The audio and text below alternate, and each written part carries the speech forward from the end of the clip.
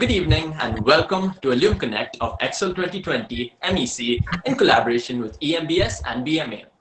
Today we are indeed very fortunate yet again to have with us the very proud alumnus of our college, Ms. Alia Anil. From a very humble start at Chinmaya Vidyalaya, Kannur, she traveled through her educational career with a bachelor's degree in electronics and biomedical engineering from our very own Model Engineering College and is currently a student at her dream institute, the University of Texas at Arlington, to pursue her master's. A hearty welcome to you, Alia. I'm good. How are you? I'm fine. I'm great. Now, when did you start thinking that maybe biomedical engineering is my career? Okay. Basically, like after 10, we need to choose whether we have to choose between biology and computer science, right? So my sister is already a doctor. So I was like, I don't want to become a doctor. കാരണം I saw my sister struggling through becoming a doctor. Maybe അവർക്ക് struggle ആയി തോന്നിക്കാണില്ല, but still, becoming a doctor is a tougher job. അപ്പം I chose computer science and after 12th വരെ I haven't yet decided which engineering field to choose. അങ്ങനെയാണ് അച്ഛനാണ് എനിക്ക് biomedical എഞ്ചിനീയറിനെ പറ്റി പറഞ്ഞു തന്നത്. So I was really interested into it. ഞാൻ അതിനെപ്പറ്റി കുറെ വായിച്ചു. And Achan also gave me a gist about it. So, പിന്നെ ഞാൻ MEC ഒരു ചേച്ചിയായിട്ട് ഞാൻ കുറച്ച് സംസാരിക്കുകയൊക്കെ ചെയ്തു. So, moreover, it was like നമ്മൾ കോമൺലി കേൾക്കുന്ന ഒരു എഞ്ചിനീയറിംഗ് ഫീൽഡ് പോലെ ആയിരുന്നല്ലോ ബയോമെഡിക്കൽ എഞ്ചിനീയറിംഗ് ആ സമയത്ത്. നമ്മൾ കോമൺലി നമ്മൾ CS, EEC ഒക്കെ നമ്മൾ കേൾക്കും. ബയോമെഡിക്കൽ ആ സമയത്ത് ഞാൻ കേട്ടിട്ടുണ്ടായിട്ടില്ല. സോ ഞാൻ കൂടുതൽ അറിയാൻ ശ്രമിച്ചു. എനിക്ക് ഭയങ്കര ഇൻട്രസ്റ്റിംഗ് ആയി തോന്നി. അങ്ങനെയാണ് ഞാൻ കോളേജസ് ബയോമെഡിക്കൽ പഠിപ്പിക്കുന്ന കോളേജസ് ഒക്കെ പോയി മോഡൽ എഞ്ചിനീയറിംഗ് കോളേജിൽ എത്തിയത്. So, Ali, let's move to the next question. Biomedical engineering, as you know, is an interdisciplinary course of sorts, yes? So, Yes, as it being such, what do you think are the advantages that it offers? So, basically, ഞാൻ biomedical എഞ്ചിനീയറിംഗിനെ പറ്റി നോക്കി തുടങ്ങിയപ്പോൾ തന്നെ it is like എല്ലാ engineering കോഴ്സിന്റെ ഒരു combination ആയിരുന്നു. So നമ്മള് what is A biomedical engineering നമ്മൾ ഗൂഗിൾ ചെയ്താൽ തന്നെ നമുക്ക് അറിയുന്നത് എന്താ, it is A bridge that is between biology and engineering. അപ്പം നമ്മള് വേരിയസ് ഫീൽഡ്സ് പഠിക്കുന്നുണ്ട്. നമ്മള് ഒരു ഡോക്ടർ പഠിക്കുന്ന അത്രയും പഠിക്കുന്നില്ലെങ്കിൽ പോലും നമ്മള് ബയോളജി, ഹ്യൂമൻ അനാട്ടമിനെ പറ്റി നമ്മള് നല്ലോണം പഠിക്കുന്നുണ്ട്. പിന്നെ ഒബ്വിയസ്ലി നമ്മള് ഇലക്ട്രോണിക് സൈഡ്, നമ്മുടെ കോഴ്സിന്റെ പേര് തന്നെ മോഡലില് ഇലക്ട്രോണിക്സ് ആൻഡ് ബയോമെഡിക്കൽ എഞ്ചിനീയറിംഗ് ആണ്. സോ നമ്മള് ഇലക്ട്രോണിക്സ്, ബേസിക് ഇലക്ട്രോണിക്സ് ഒക്കെ പഠിക്കുന്നുണ്ട്. Obviously we deal with machines. അപ്പൊ നമ്മൾ അതിന്റെ ഇലക്ട്രിക്കൽ സൈഡും നമ്മൾ അറിഞ്ഞിരിക്കണം, പിന്നെ മെക്കാനിക്കൽ സൈഡ് അറിഞ്ഞിരിക്കണം. നമ്മള് അത് പോരാഞ്ഞിട്ട് നമ്മൾ control system, signal processing, image processing, പിന്നെ ഇതൊക്കെ കോഡ് ചെയ്യാൻ വേണ്ടി നമ്മൾ കമ്പ്യൂട്ടർ സയൻസ്, അങ്ങനെ വേരിയസ് ഫീൽഡ്സ് നമ്മള് പഠിക്കുന്നുണ്ട്. ശരിക്കും it's a combination of all the engineering fields. അപ്പം നമ്മളാണ് ശരിക്കും എല്ലാം അറിഞ്ഞ് we are expected to integrate all the engineering skills that we have and improve the medical field. അപ്പം നമുക്ക് ബിടെക് ഒരു ബേസിക് ഐഡിയ തരും എന്തൊക്കെയാണ് നമ്മൾ പഠിക്കുന്നത്. എന്നിട്ട് നമ്മൾ മാസ്റ്റേഴ്സിലോട്ട് നമ്മൾ പോകുമ്പോഴാണ് വി ഹാവ് ടു ചെക്ക് നമുക്ക് എന്ത് ഫീൽഡിലോട്ടാണ് താല്പര്യം എന്നുള്ളത്. ഇപ്പൊ മെക്കാനിക്കൽ സൈഡാണ് ചിലർക്ക് താല്പര്യമെങ്കിൽ we can go for biomechanics അങ്ങനത്തെ. അതല്ല എനിക്ക് കുറച്ചും കൂടി കോഡിങ്ങും അങ്ങനത്തെ ഒക്കെ ആയിരുന്നു ഇഷ്ടം. So I choose my track as bio medical imaging over here. പിന്നെ അതല്ല കുറെ ഇവിടെ തന്നെ UT തന്നെ കുറെ ട്രാക്സ് പ്രൊവൈഡ് ചെയ്യുന്നുണ്ട്. ബയോമെറ്റീരിയൽസ്, മെഡിക്കൽ ഇമേജിംഗ്, പിന്നെ neural engineering, tissue engineering, nano medicine.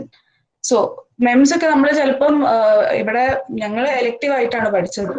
അപ്പം മെംസ് ഒക്കെ ഇഷ്ടമുള്ളവർക്ക് അത് തന്നെ ഒരു ഫീൽഡ് ആയിട്ടുണ്ട്.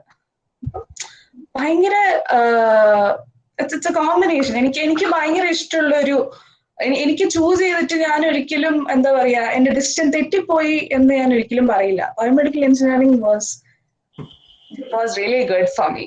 And I had really used it. That's amazing. I hope it turns out the same for us as well. Now, Arun will ask you the next question. Arun? Okay, so Alia, like you said, biomedical engineering is a very, very wide field. And in such a wide field, experience is key. And compared to most of us, you have more experience than, most of us. So, and you've been through various institutions too. So how would you say that these institutions have helped you? How have these experiences helped you? What have you learned? Okay, so when I was in third year, ഞാൻ ഒരു ഹോസ്പിറ്റലിലാണ് internship ചെയ്തത്. That was in Dubai, Sulekha ഹോസ്പിറ്റലിന്. So അവിടെ ഒരു biomedical trainee ആയിട്ടായിരുന്നു. So നമുക്ക് എല്ലാവർക്കും അറിയാം, one of the field that a biomedical എഞ്ചിനീയറിന്റെ എന്ന് പറയുന്നത് ക്ലിനിക്കൽ എഞ്ചിനീയറിംഗ്. അപ്പം നമുക്ക് അവിടെ ഒരു ക്ലിനിക്കൽ എഞ്ചിനീയറിംഗ് എങ്ങനെയായിരിക്കും, അല്ലെങ്കിൽ ഒരു biomedical engineer, how important biomedical engineer is for a hospital എന്ന് ശരിക്കും ഞാൻ കണ്ടു. കാരണം നമ്മൾ വിചാരിക്കും ചുമ്മാ വല്ല സർവീസ് കോൾസ് വരുമ്പോൾ നമ്മൾ പോയി ശരിയാക്കുക, അത് മാത്രമല്ല. അവിടെ ഒരു പർച്ചേസിങ് നടക്കുവാണെങ്കിൽ നമ്മൾ അതിന്റെ എല്ലാ കമ്പനീസിന്റെ വേരിയസ് കമ്പനീസിന്റെ നമ്മളിരുന്ന് അത് ഇവാലുവേറ്റ് ചെയ്ത് നമ്മുടെ ഡോക്ടേഴ്സിന്റെ ഇത് മീറ്റ് ചെയ്യണം, നമ്മുടെ ഹോസ്പിറ്റലിന്റെ ഫണ്ടും എല്ലാം കൂടി സാറ്റിസ്ഫൈ ചെയ്തിട്ട് വേണം നമ്മൾ പർച്ചേസ് ചെയ്യാൻ. നമ്മൾ അതിനെപ്പറ്റി കുറെ ഡിസ്കസ് ചെയ്തിട്ടുണ്ട്. ഞങ്ങളുടെ സൂപ്പർവൈസർ വാസ് വെരി ഫ്രണ്ട്ലി. പുള്ളി ഒരു മലയാളി ആയിരുന്നു. അപ്പം എനിക്ക് കുറെ കാര്യങ്ങൾ പറഞ്ഞു തന്നിട്ടുണ്ട് ഈ പർച്ചേസിങ്ങിന്റെ സമയത്തൊക്കെ. പിന്നെ അതുപോലെ ആ സമയത്ത് സുലേഖ ഒരു എക്സ്റ്റെൻഡ് ചെയ്യുമായിരുന്നു. അപ്പം ഈ ഇൻഫ്രാസ്ട്രക്ചറും കാര്യങ്ങളുടെ സമയത്തൊക്കെ ആർക്കിടെക്ചർ, ഹോസ്പിറ്റൽ ആർക്കിടെക്ചറിനും നമ്മൾ ആക്ച്വലി ബയോമെഡിക്കൽ എഞ്ചിനീയേഴ്സിന് ഭയങ്കര ഇമ്പോർട്ടൻസ് ഉണ്ടെന്ന് അപ്പൊ എനിക്ക് മനസ്സിലായി. കാരണം ഇവര് ഈ ആർക്കിടെക്ചറിന്റെ മീറ്റിംഗ് ഒക്കെ കൂടുമ്പോൾ ഞങ്ങളുടെ സൂപ്പർവൈസർ പോയിരുന്ന മീറ്റിംഗ് ഒക്കെ കൂടുമായിരുന്നു. എന്നിട്ട് പുള്ളി വന്നിട്ട് ഞങ്ങൾക്ക് പറഞ്ഞു തരുമായിരുന്നു ഇങ്ങനെയൊക്കെ നടന്നത് എന്നൊക്കെ. അപ്പം ശരിക്കും ഒരു ഹോസ്പിറ്റലില് എങ്ങനെയാണ് ഒരു ബയോമെഡിക്കൽ എഞ്ചിനീയറിന് ഇമ്പോർട്ടൻസ് എന്നുള്ളത് ഭയങ്കരമായിട്ട് മനസ്സിലായത് അവിടെ പോയപ്പോഴാണ്. പിന്നെ ഞാൻ എന്റെ GRE ഒക്കെ കഴിഞ്ഞിരിക്കുമ്പോഴാണ് എനിക്ക് മിനിമസിന്റെ പ്രൊഫസറാണ് ഡോക്ടർ ശ്രീനിവാസ് ചക്രവർത്തി IITM-ലെ. മിസ് പറഞ്ഞിട്ട് മിസ്സിന്റെ റെക്കമെൻഡേഷൻ വഴിയാണ് എനിക്ക് അവിടെ ഇന്റേൺഷിപ്പ് ചെയ്തത് ഞാൻ 6 മാസം. അതും ഭയങ്കര വേറെ തന്നെ ഒരു ഡിഫറെന്റ് എക്സ്പീരിയൻസ് ആയിരുന്നു. അവിടെ എന്നെ കിട്ടുന്ന പ്രോജക്റ്റിന് ഞങ്ങളൊരു കോണ്ടിനെന്റൽ ഓട്ടോമോട്ടീവ് എന്ന് പറഞ്ഞൊരു കമ്പനിക്ക് ചെയ്തു കൊടുത്തൊരു പ്രോജക്റ്റായിരുന്നു. സോ അവിടെ ഞാൻ കുറെ കാര്യങ്ങൾ പഠിച്ചു. നമ്മൾ ന്യൂറൽ നെറ്റ്വർക്ക്സ് ഒക്കെ നമ്മൾ ബേസിക് ആയിട്ട് നമ്മൾ പഠിച്ചു പോയതെങ്കിലും അവിടെ പോയപ്പോഴാണ് ഞാൻ ശരിക്കും CNN-ഉം മെഷീൻ ലേണിംഗും ഒക്കെ പഠിച്ചത്. സോ എന്റെ പ്രോജക്റ്റ് ബേസിക്കലി ഒരു അറ്റൻഷൻ മോഡൽ, ഒബ്ജക്ട് ഡിറ്റക്ഷൻ ആയിരുന്നു ബേസിക്കലി പറയുകയാണെങ്കിൽ. നമ്മുടെ human visual object detection inspire ചെയ്തിട്ട് ഒരു അറ്റൻഷൻ മോഡൽ ക്രിയേറ്റ് ചെയ്യലായിരുന്നു. സോ അത് ഞാൻ വരുന്നവരെ അത് ലൈക് കംപ്ലീറ്റ് ആയിട്ടുണ്ടായിട്ടില്ല. പക്ഷെ ഞങ്ങൾ വേരിയസ് കാര്യങ്ങൾ ട്രൈ ഔട്ട് ചെയ്യായിരുന്നു. കാരണം അത് ഇപ്പോഴും ഞാൻ അവിടുത്തെ PhD ആയിട്ട് കോണ്ടാക്ട് ഉണ്ട്. Still she is trying. I think ഒരു ഫ്യൂ മന്ത്സ് ബാക്കാണ് ഞാൻ ചോദിച്ചത്. അപ്പം ഞങ്ങള് ആദ്യം ഞങ്ങള് അൺസൂപ്പർവൈസ്ഡ് ലേണിംഗ് ട്രൈ ചെയ്തു കുറെ കാലം. അങ്ങനെ അത് വർക്ക്ഔട്ട് ചെയ്യാൻ നോക്കി. പിന്നെ കുറച്ച് കഴിഞ്ഞപ്പോൾ ഞങ്ങൾ റീഇൻഫോഴ്സ്മെന്റ് ലേണിംഗ്, ഇതൊക്കെ നമ്മള് തിയറി പഠിച്ചിട്ടുള്ളൂ ന്യൂറൽ നെറ്റ്വർക്സിൽ. സോ ഇതൊക്കെ അപ്ലൈ ചെയ്യാൻ ഒരു അവസരം കിട്ടിയപ്പോൾ ഇറ്റ് വാസ് റിയലി ഹെൽപ്ഫുൾ. നമ്മള് കുറെ കാര്യങ്ങൾ നമ്മൾ നോക്കണം. എനിക്ക് അല്ലെങ്കിലും നമ്മള് മെഷീൻ ലേണിംഗ് ന്യൂറൽ നെറ്റ്വർക്ക്സ് എന്ന് പറയുന്നു, പക്ഷെ എങ്ങനെയാണ് ലേണിംഗ് റേറ്റ് എഫക്ട് ചെയ്യുക, നമ്മൾ ട്രെയിൻ ചെയ്യുമ്പോൾ, അല്ലെങ്കിൽ എത്ര ഐറ്ററേഷൻസ് ഉപയോഗിക്കണം, അങ്ങനെയൊക്കെ നമ്മൾ ഇരുന്ന് ഒരു പ്രൊജക്ട് ചെയ്യുമ്പോഴേ നമുക്ക് മനസ്സിലാവുള്ളൂ. അപ്പം ശരിക്കും ഭയങ്കര ഹെൽപ്ഫുള്ളും കാര്യങ്ങളൊക്കെ ആയിരുന്നു അവിടെ പോയപ്പോൾ. ഞാൻ കുറെ പഠിച്ചു ശരിക്കും അവിടെ നിന്ന്. സോ ഇന്റേൺഷിപ്പ് ഹാസ് റിയലി ഒരു ഇമ്പോർട്ടൻസ് ഉണ്ട്. നമ്മളെപ്പോഴും ഇന്റേൺഷിപ്പ് ചെയ്യുമ്പം if you have A dream job, നമ്മള് അതിലോട്ട് ഫോക്കസ് ചെയ്തിട്ടുള്ള പ്രൊജക്ട്സും ഇന്റേൺഷിപ്സ് ഒക്കെ ചെയ്യാൻ നോക്കും. So that you have something to add on your resume. ഒരു plus point ആണ് അങ്ങനെ ചെയ്യുമ്പോൾ. So yeah. Now, Ali actually said that you have a background in computers and coding. Now, the easy question for any biomedical engineer studying at a college is how important is it to actually know about programming and coding and all? And if it is so, what language would you suggest that we learn first? കാരണം ഇത് കുറെ സ്റ്റുഡൻസിന്, മിക്ക സ്റ്റുഡൻസിനുള്ള ഒരു ഡൗട്ടാണ്. 95% of my class personally, 95% of them don't have a background in computers. So what did you say to this? ഞങ്ങളുടെ ക്ലാസ്സിലും അങ്ങനെ തന്നെ ആയിരുന്നു. ഐ തിങ്ക് ഞങ്ങളൊരു 7 പേരൊക്കെ ഉണ്ടാവുള്ളൂ കമ്പ്യൂട്ടർ ബാക്ക്ഗ്രൗണ്ടിൽ നിന്ന് വന്നവര്. ബാക്കി എല്ലാവരും ബയോളജി പഠിച്ചിട്ട് വന്നതാണ്. സോ ഫസ്റ്റ് ഇയർ നമുക്ക് ബേസിക് സി ഉണ്ട്. അപ്പം കുറെ പേര് സ്ട്രഗിൾ ചെയ്തിട്ടുണ്ട്. ഞാൻ തന്നെ കുറെ പേര് പഠിപ്പിച്ചു കൊടുത്തിട്ടുണ്ട് സി ഒക്കെ ആ സമയത്ത്.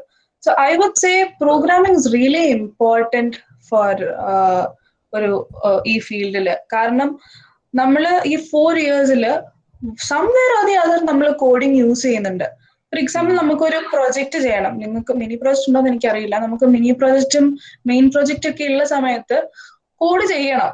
അതിപ്പോ നമ്മുടെ ഗ്രൂപ്പിൽ ഒരാൾക്ക് കോഡിങ് അറിയാന്നുണ്ടെങ്കിൽ പോലും വി ഹാവ് ടു ലേൺ കോഡിങ്ങിനെ ഞാൻ പറയൂ.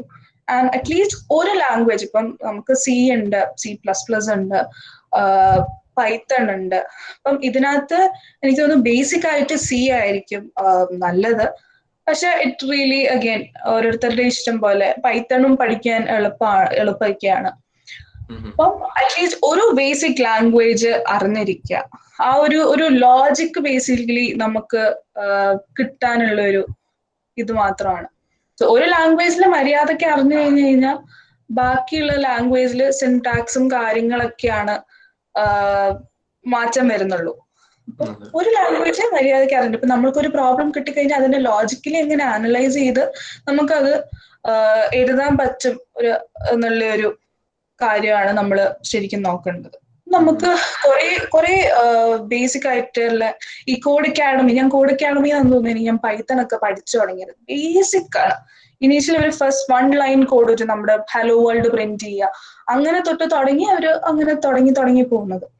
പിന്നെ ഹാക്കർ റാങ്ക്, അങ്ങനെ കുറെ കാര്യങ്ങളും നമുക്ക് എന്ത് ഇതുണ്ടെങ്കിലും നമുക്ക് ഗൂഗിൾ ചെയ്യാലോ. സോ അപ്പം അങ്ങനെ ഒരു ലാംഗ്വേജ് മിനിമം പഠിച്ചിരിക്കണം എന്ന് ഞാൻ പറയുള്ളൂ. പക്ഷെ യൂഷ്വലി നമ്മുടെ എന്റെ ക്ലാസ്സിലായാലും കുറെ പേർക്കൊന്നും യൂഷ്വലി കോഡിങ്ങിനോട് വലിയ താല്പര്യം ഇല്ലാത്ത ആൾക്കാരാണ്. അപ്പം എനിക്കറിയില്ല, പക്ഷെ പഠിച്ചിരിക്കുന്നത് എന്തുകൊണ്ടും നല്ലതാണെന്നേ ഞാൻ പറയുള്ളൂ. ആൻഡ് ഇഫ് യു ആർ എന്താ പറയാ മാസ്റ്റേഴ്സ് പേഴ്സ് ചെയ്യാനാണ്, മെഡിക്കൽ ഇമേജിംഗ് ആണെങ്കിൽ ഒബ്വിയസ്ലി നിങ്ങൾ പഠിച്ചിരിക്കണമെന്ന് ഞാൻ പറയുള്ളൂ. നമ്മളെനിക്ക് തോന്നുന്നു നമ്മള് സിഗ്നൽ പ്രോസസിംഗ് ആയാലും ലാബിൽ നമ്മൾ ഒക്ടേവ് ഉപയോഗിക്കുന്നില്ലേ, അപ്പം അവിടെ ആയാലും ബേസിക് കോഡിങ് നമ്മൾ ചെയ്യുന്നുണ്ട്. അപ്പം പഠിച്ചിരിക്കുന്നത് ആ ഒരു ലോജിക് കിട്ടിക്കഴിഞ്ഞു കഴിഞ്ഞാൽ I would say coding is quite simple.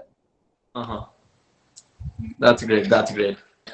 Alid, for the next question, when you're choosing a company to join after college, for a biomedical engineer, is it better for them to join a startup or an already established company, especially now considering the COVID situation? Okay, so even if it is not in a COVID situation, I would suggest joining a startup, because ഒരു സ്റ്റാർട്ടപ്പിൽ നമ്മളൊരു കമ്പനീന്റെ A to Z നമുക്ക് പഠിക്കാൻ പറ്റും. നമുക്ക് we can actually understand about the company structure. അവരുടെ നമുക്ക് different Rolls ഉണ്ടാവും ഒരു സ്റ്റാർട്ടപ്പിൽ വർക്ക് ചെയ്യുമ്പോൾ. Because will be only like ഒരു 20-25 പീപ്പിൾ.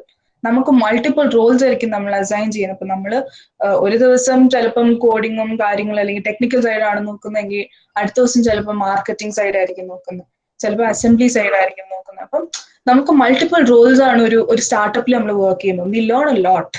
അതായത് ഒരു MNC ആവുമ്പോൾ നമുക്കൊരു പൊസിഷൻ അസൈൻ ചെയ്തിട്ടുണ്ട്, we complete our work and we submit. അത് എങ്ങോട്ടാ പിന്നെ പോകുന്നത്, ചിലപ്പോൾ നമ്മൾ ഒരു മോഡ്യൂളിന്റെ ഒരു ചെറിയൊരു പോർഷനെ നമ്മൾ ചെയ്യുന്നുണ്ടാവുള്ളൂ. അത് എവിടെയാ പോയി അവസാനം അത് ബിൽഡ് ആവുന്നതെന്ന് ചിലപ്പോൾ നമ്മൾ അറിയുന്നില്ല.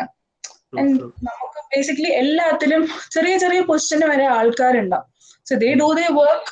നമുക്കൊരു ഓവറോൾ കമ്പനി സ്ട്രക്ചർ എന്താന്ന് നമുക്ക് ബേസിക്കലി മനസ്സിലാവില്ല. സോ ഐ വുഡ് സേ സ്റ്റാർട്ടപ്പിൽ വർക്ക് ചെയ്യുന്നതാണ് എന്തുകൊണ്ടും നമുക്ക് കുറെ പഠിക്കാൻ പറ്റും. Yeah, true. Arun will be asking you the next question. Arun? Okay, so the COVID-19 pandemic, even the World Health Organization has stated that there will be no return to the normal. So in the case of biomedical engineering, which as we mentioned earlier has many fields, in your opinion, which of these fields will experience a boom in the future? I would say biomedical field compared to other engineering fields has still the opportunities. Right. ബാക്കി എല്ലാവരുടെയും നമ്മൾ പറയുന്നു കുറെ പേര് higher ചെയ്തു, അല്ലെങ്കിൽ എന്താ പറയാ വർക്ക് ഫ്രം ഹോം ഒക്കെയാണ്. പക്ഷെ നമ്മള് as a biomedical engineer we still have to work. We are survivors എന്ന് വേണമെങ്കിൽ പറയാം. കാരണം നമുക്ക് സ്റ്റിൽ ജോബ് ഉണ്ട്.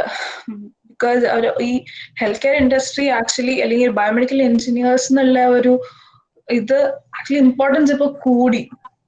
കാരണം നമ്മള് എവിടെ നോക്കിയാലും നമ്മൾ എത്രയോ വെന്റിലേറ്റേഴ്സ് ഉണ്ടാക്കുന്നത്. ഈവൻ നമ്മുടെ സ്റ്റുഡൻസ് തന്നെ വെന്റിലേറ്റേഴ്സ് ഉണ്ടാക്കി. അപ്പം that is really amazing. I mean I'm not telling that COVID-19 was amazing, but ശരിക്കും ഭയങ്കര ഒരു ഇമ്പോർട്ടൻസ് വന്നിട്ടുണ്ട് നമ്മുടെ ഫീൽഡിന്. Ventilators of high demand. പിന്നെ സാനിറ്റൈസേഴ്സ് ഡിസ്പെൻസേഴ്സ് അല്ലെങ്കിൽ ഡിസ്ഇൻഫെക്ഷൻ സിസ്റ്റംസ് ഒക്കെ.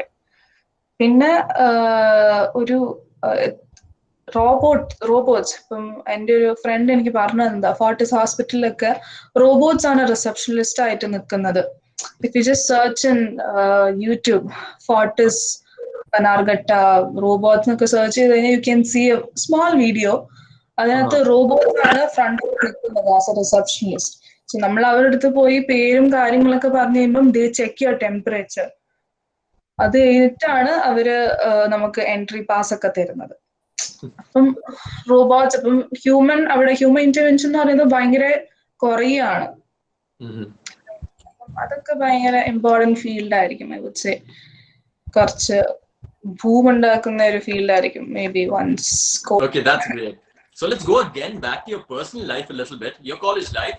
So as you know, a biomedical engineering student usually tends to veer a little bit more towards activities and exposure rather than academics. I don't know if you're like that, but how important would you say it is for a biomedical engineer in the future to excel at academics? Did you actually? I was really into activities also. I would say first year ഞാൻ ഒന്നിനും ഇറങ്ങിയിട്ടില്ല. I was really focused on my academics. അതിനുള്ള മാർക്കും ഉണ്ട്. ഇപ്പോഴും ഒരു third year ഒക്കെ ആയപ്പോ എന്റെ ജെസിമസ് മിനിമസ് ഒക്കെ വിളിച്ച് എന്റെ അടുത്ത് പറഞ്ഞിട്ടുണ്ട്, അല്ലെങ്കിൽ നിന്റെ മാർക്ക് ഒക്കെ താഴോട്ട് പോവാണ്, ഒന്ന് സൂക്ഷിക്കണം. അങ്ങനെ എനിക്ക് കുറെ ഇതൊക്കെ പറഞ്ഞിട്ടുണ്ട്. ഐ വുഡ് സേ ഒരു നമ്മളിപ്പോ ഒരു കമ്പനി പോയി ഇരിക്കുമ്പോ തന്നെ they not only looking into your grades, അവർക്ക് കുറെ സോഫ്റ്റ് സ്കിൽസ് ഓൾസോ ഉണ്ട്. ഇപ്പം നമ്മളൊരു കമ്പനി ഇന്റർവ്യൂ അറ്റൻഡ് ചെയ്ത് കഴിഞ്ഞാൽ നമുക്ക് ടെക്നിക്കൽ റൗണ്ട്, ഒരു HR റൗണ്ട് എന്ന് പറഞ്ഞൊരു സംഭവം ഉണ്ട്, റൈറ്റ്? അതിനകത്ത് നമ്മുടെ സോഫ്റ്റ് സ്കിൽസ് അല്ലെങ്കിൽ നമ്മുടെ ഒരു ലീഡർഷിപ്പ്, ഒരു സ്പീക്കിംഗ് സ്കിൽസ്, ഒരു ടീം വർക്ക്, അതൊക്കെ നോക്കുക. സോ ഇപ്പൊ നമ്മളൊരു ഗെയിം കളിക്കും, ഒരു ഫുട്ബോൾ ഗെയിമിന് തന്നെ we have a team work, right?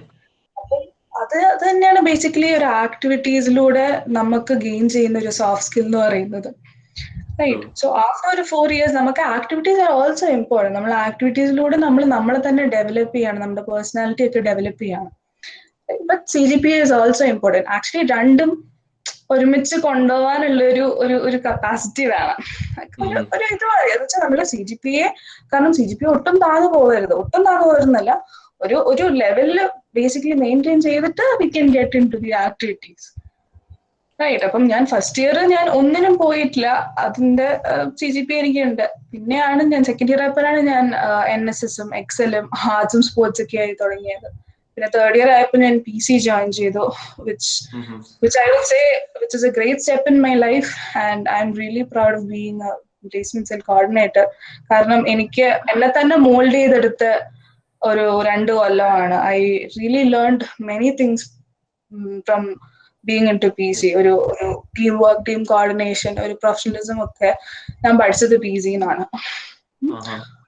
ശരിക്കും I would say രണ്ടും കൊണ്ടുപോകണം. So both are important basically. I would say. I'd like to actually go back to the previous question. Now, which all clubs were you a part of? I mean, the ones which you were especially active in.